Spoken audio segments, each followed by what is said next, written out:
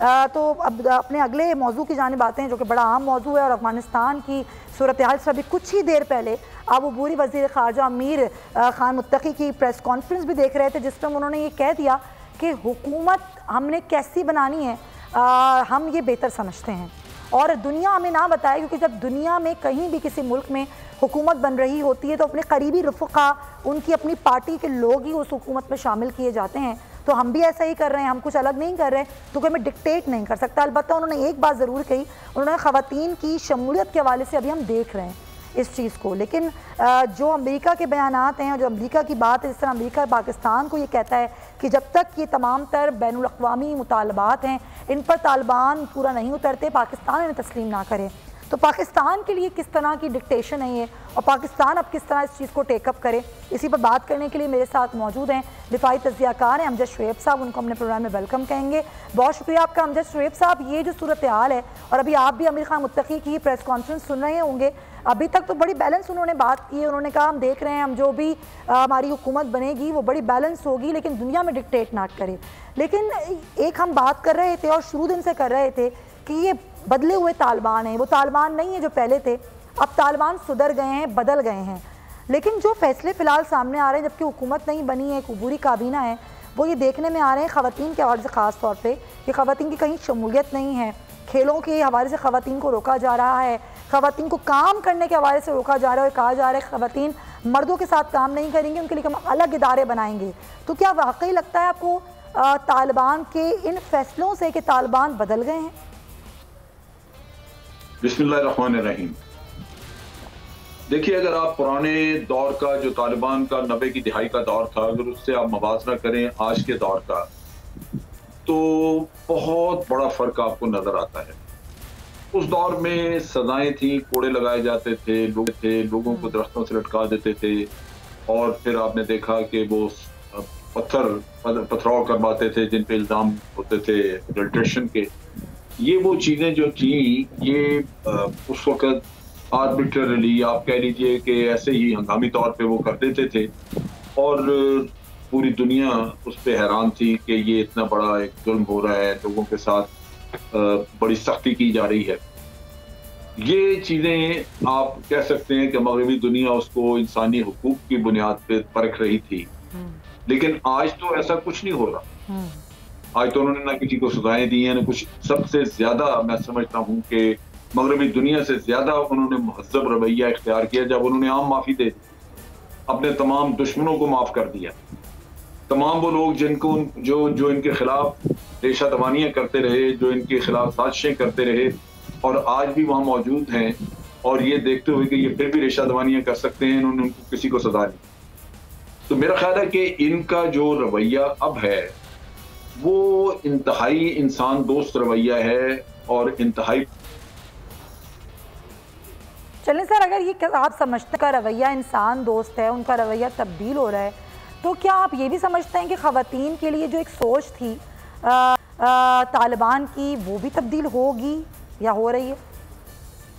देखिए, ख़वातीन के लिए होगी, बिल्कुल होगी। उन्होंने 2-3 चीजें जो बड़ी वाज़ेह कही। उन्होंने ये कहा कि जी हम चाहते हैं कि ख़वातीन जिस तरह हर फील्ड में हिस्सा ले सकती हैं वो दें, तालीम हासिल करना चाहती हैं करें, लेकिन इस्लामी शार का ख्याल रखें। सही। अब इसमें क्या बुराई है? एक सोसाइटी, आप अगर अंग्रेजों को, ये मगरबी दुनिया के लोगों को देख लें तो 100-150 साल पहले जो इनकी सोसाइटी थी उसमें सर पे स्कार्फ पहना जाता था। आप अगर देखें तो कोई भी औरत उस जमाने में सर से आपको नंगी नजर नहीं आती। इनकी सोसाइटी बदल गई, बदलते बदलते वो रुख कुछ और इख्तियार कर गई। लेकिन ये तो ज्यादती है कि कोई अपना कल्चर किसी के ऊपर थोपना चाहे। हर सोसाइटी जो है वो अपने तौर पे आजाद है, जो उनकी अपनी।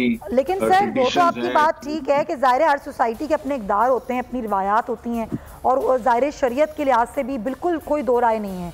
लेकिन ये कहना कि हम ख़वातीन के लिए इदारे अलग बना देंगे, उसमें ख़वातीन ही होंगी, वो मर्द हजरात के साथ काम ही नहीं करेंगी, तो आपको लगता है कि ये बैलेंस स्टेटमेंट है, ये बैलेंस रवैया है?